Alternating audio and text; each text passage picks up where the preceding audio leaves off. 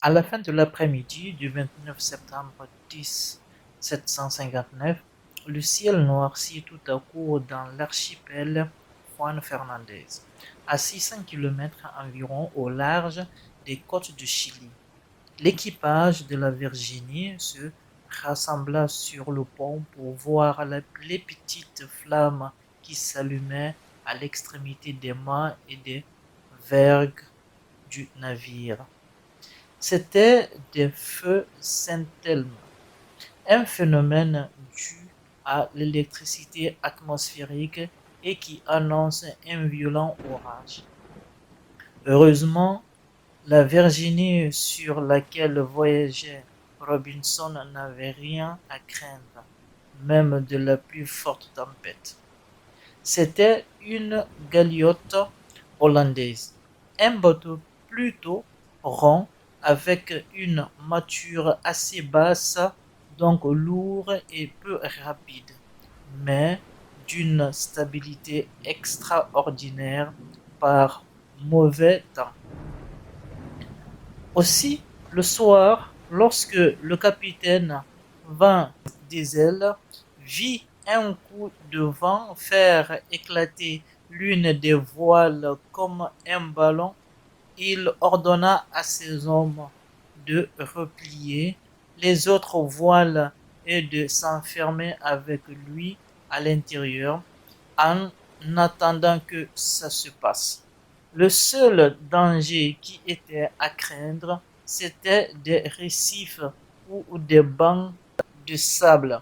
Mais la carte n'indiquait rien de ce genre et il semblait que la Virginie pouvait fuir sous la tempête pendant des centaines de kilomètres sans rien rencontrer. Aussi, le capitaine et Robinson jouaient-ils aux cartes tranquillement pendant qu'au dehors, l'ouragan se déchaînait. On était au milieu du XVIIIe siècle alors que beaucoup d'Européens, principalement des Anglais, allaient s'installer en Amérique pour faire fortune. Robinson avait laissé à York sa femme et ses deux enfants pour explorer l'Amérique du Sud et voir s'il ne pouvait pas organiser des échanges commerciaux fructueux entre la patrie et le Chili. Quelques semaines plus tôt, la Virginie avait contourné le continent américain en passant bravement le terrible Cap Horn. Maintenant, elle remontait vers Valparaiso où Robinson voulait débarquer. Ne croyez-vous pas que cette tempête va beaucoup retarder notre arrivée au Chili? Demanda-t-il au capitaine en battant les cartes. Le capitaine le regarda avec un petit sourire ironique en caressant son verre de genièvre. Son alcool préféré, il avait beaucoup plus d'expérience que Robinson et se moquait souvent de son impatience de jeune homme. Quand on entreprend un voyage comme celui que vous faites, lui dit-il après avoir tiré une bouffée de sa pipe, on part quand on le veut, mais on arrive quand Dieu le veut.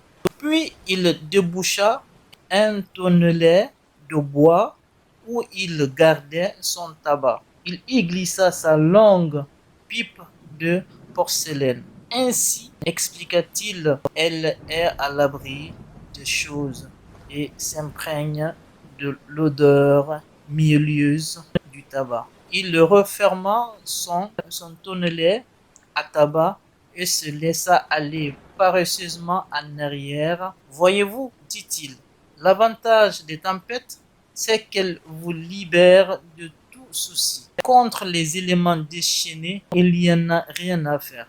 Alors on ne fait rien. On s'en remet au destin. À ce moment-là, le fanal suspendu à une chaîne qui éclairait la cabine accomplit un violent arc de cercle et éclata contre le plafond.